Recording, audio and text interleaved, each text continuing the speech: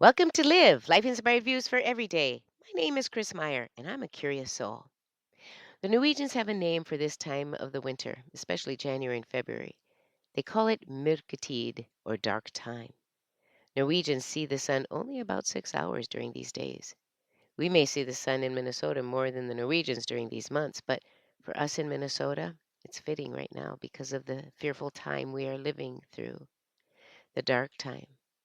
However, I think it is good to remember that we must also live in the light.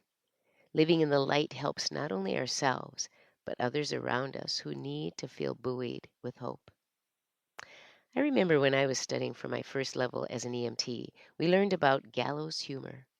Gallows humor is often defined as humor that treats serious, frightening, or painful subject matter in a light or satirical way. I often look at it as a kind of release for our bodies and minds after dealing with a trauma or scary situation. Often, our lizard brain, the amygdala part of the brain that causes the fight or flight sensations we feel when threatened, goes into overdrive when something threatening occurs. Gallows humor gives that frightening, intense feeling a way to calm down, like letting the air out of a balloon. It's not laughing at the situation, but the laughter allows the release of tension so that it does not internalize, paralyze, and cause lasting mental anguish. We've needed that kind of release after these past 2 weeks of fear, uncertainty, and tragedy for so many in our state. I have three other women, longtime friends, who chat via texting. The other day, we connected on FaceTime because the news from Minneapolis was too fearful to process alone. We talked it over, shared our perspectives and fears, and for some reason, the conversation moved to a memory from long ago. You see, one of the women in this group, Sue, and her husband Tony owned the radio station where I have produced the Letters to Santa show each December for about 40 years. One year, a long time ago, I was invited to the radio station's staff Christmas party. It was a fun party with fun people. I was enjoying myself, laughing and joking as is part of my nature. And one of the other part time people who didn't know me asked Sue, the owner, if I was drunk. Sue replied, "Oh, no, she's always like that." I often wondered why that memory stuck with me. Perhaps it was because it's a moment of pride that illustrated my love of life. Perhaps you could say I often get drunk on life. Have you felt that before?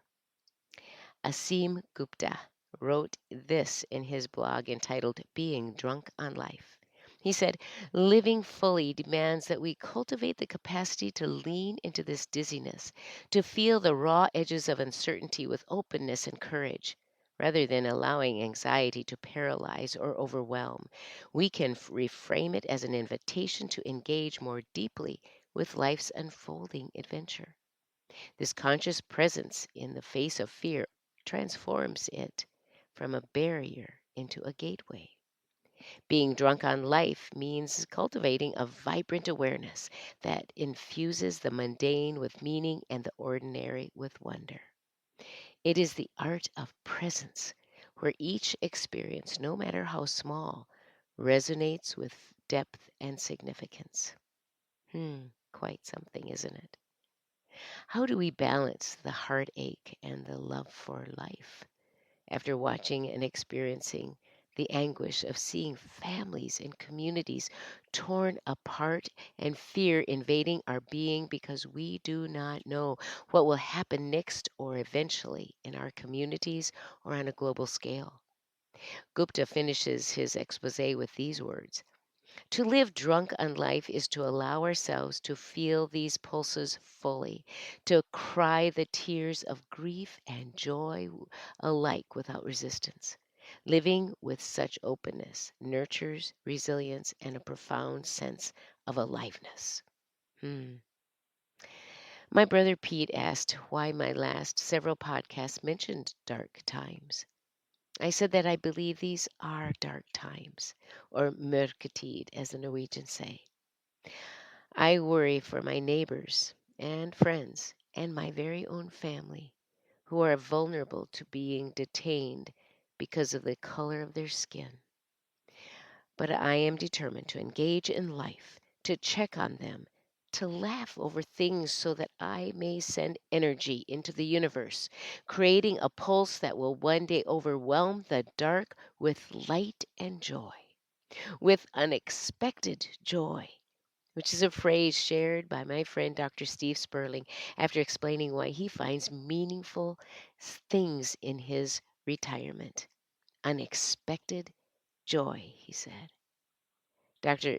Edith Eva Eger, a therapist who survived the death camps of Germany's World War II, wrote in her book, The Choice, that a person can't feel love and fear at the same time. She suggests that if we focus on feeling love for even a second, that second might interrupt the signal of fear. I believe that laughter, even gallows humor, interrupts the signals of fear and despair too. Laughter and love steals the energy of fear. This week, on your bathroom mirror, write, I will be present for laughter and unexpected joy in my day, so as to drive fear away with my light. Hmm. Join me next Monday for Live, Life Inspired Views for Every Day. I'm Chris Meyer, and I'm a curious soul.